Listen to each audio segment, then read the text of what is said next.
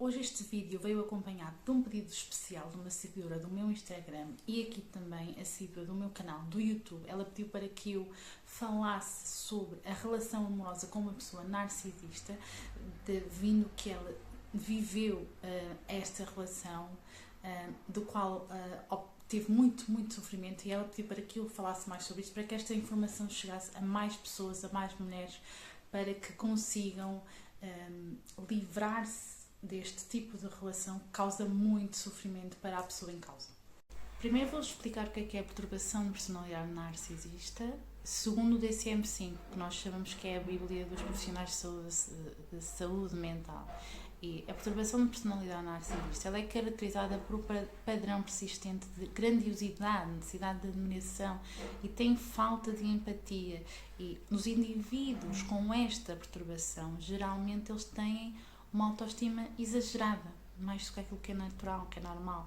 Eles acreditam ser seres especiais, são únicos, e eles procuram constantemente a validação dos outros, das pessoas que os rodeiam. E, para além disso, eles podem apresentar comportamentos de exploração nas relações interpessoais e uma sensibilidade extrema à crítica. Eles não aguentam a crítica. E esses traços eles podem causar prejuízos significativos em diversas áreas da vida, que incluem as relações pessoais e profissionais. E o tratamento destas pessoas envolve a terapia psicológica, que se foca no desenvolvimento da empatia e na modificação de padrões de pensamentos disfuncionais.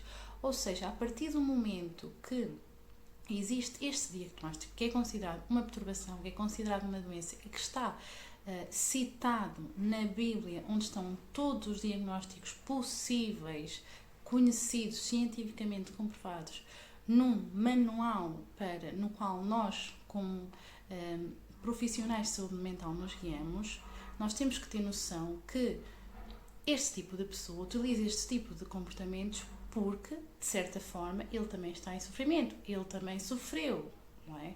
Então, e ele aprendeu a viver desta forma, a comportar-se desta forma para conseguir sobreviver a situações adversas da sua vida. Só que claramente que este tipo de comportamentos não invalide que também prejudique e que faça sofrer as outras vítimas que estejam à sua volta, não é? Mas precisamos de entender que estas pessoas também sofrem, não é? Porque se não fosse, se elas não sofressem, isto não estava, não era considerado um diagnóstico, não havia tratamento, um possível tratamento.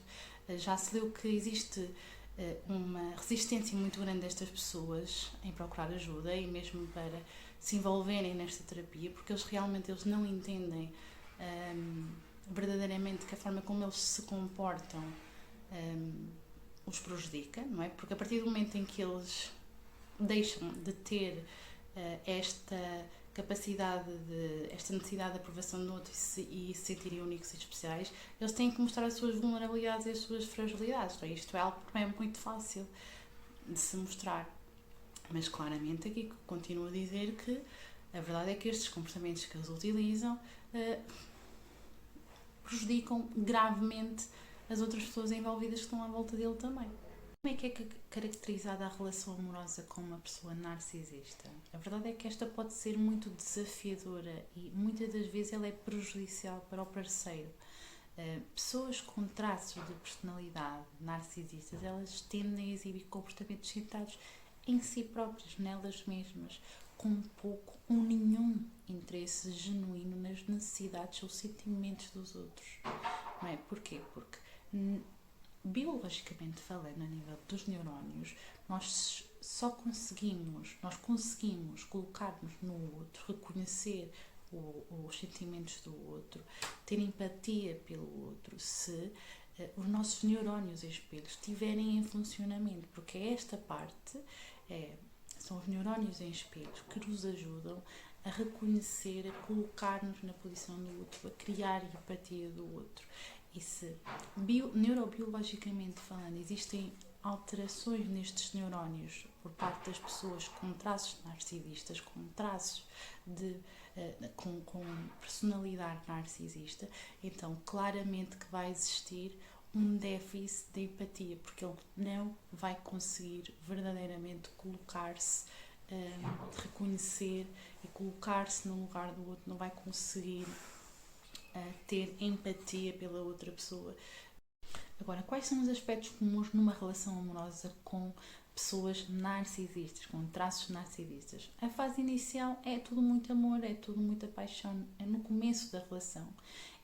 O narcisista, ele pode ser extremamente encantador e carismático. Quem é que não se apaixona por uma pessoa destas, não é? Eles costumam idealizar um parceiro, fazem-nos sentir muito especial, muito amado, e frequentemente esta lua é chamada, este período é chamado de lua de mel. Só que não dura muito tempo, porque seguidamente vai surgir uma falta de empatia. Ou seja, esta pessoa narcisista, ela tem muita dificuldade em colocar no lugar do outro. Elas não conseguem reconhecer ou validar os sentimentos do parceiro. Eles apenas se focam nas suas próprias necessidades e desejos. Lá está a falta de empatia ou a falta de reconhecimento em colocar-se na posição do outro e perceber o que é que o outro está a sentir derivado aos meus tipos de comportamento. Eles não têm isso. Depois eles utilizam também a manipulação emocional.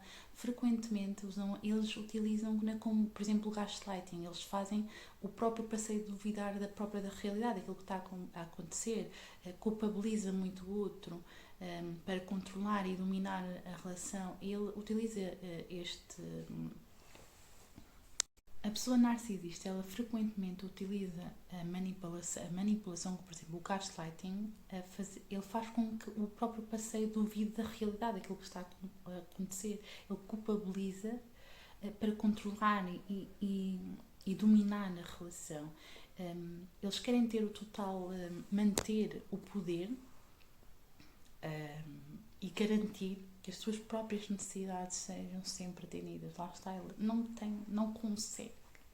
Outra característica comum na relação amorosa com pessoas narcisistas é a manipulação emocional. Eles utilizam frequentemente a manipulação, como por exemplo o gaslighting, ou seja, é fazer com que o parceiro duvide da sua própria realidade, ou utiliza a culpabilização para controlar e dominar a relação, porque ninguém pode estar acima dele.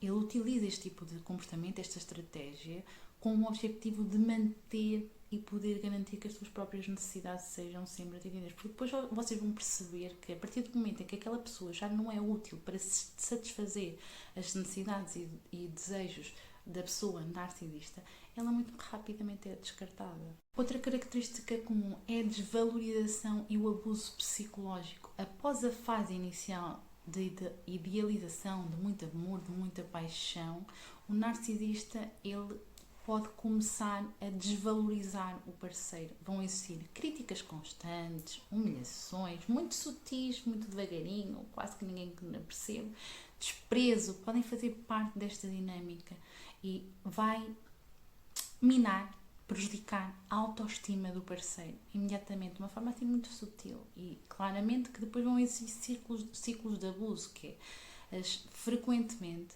nestas relações com pessoas narcisistas, o ciclo de abuso emocional, onde o parceiro é inicialmente idealizado e depois desvalorizado, e eventualmente quando ele sente que aquela pessoa já não é mais útil para o narcisista, ele vai descartá-la, porque a única coisa que ele quer é que a outra pessoa satisfaça as necessidades e desejos da outra. Se ela não é, também não serve para nada. A última característica em comum que tenho para vos apresentar numa relação amorosa com o narcisista é a dificuldade deste em comprometer-se. Os narcisistas, eles muitas vezes têm dificuldade em manter um relacionamento saudável a longo prazo, porque eles não conseguem lidar bem com compromissos, com responsabilidades emocionais profundas. Eles podem ser infiéis, eles não se importam com as necessidades emocionais do parceiro e acabam por desistirem quando eles sentem que aquela relação já está a ser muito difícil para eles, já está a puxar demais por eles aquilo que eles não sabem dar, que não sabem entregar. É preciso muito investimento quando estamos numa relação amorosa. Ou seja, para resumir, estar numa relação amorosa com uma pessoa narcisista realmente pode ser emocionalmente exaustivo e prejudicial para a outra pessoa. E é muito comum que o parceiro e a parceira nestas relações se sinta confuso, ansioso e presa numa dinâmica de abuso psicológico da qual é muito difícil sair, que é preciso muita coragem.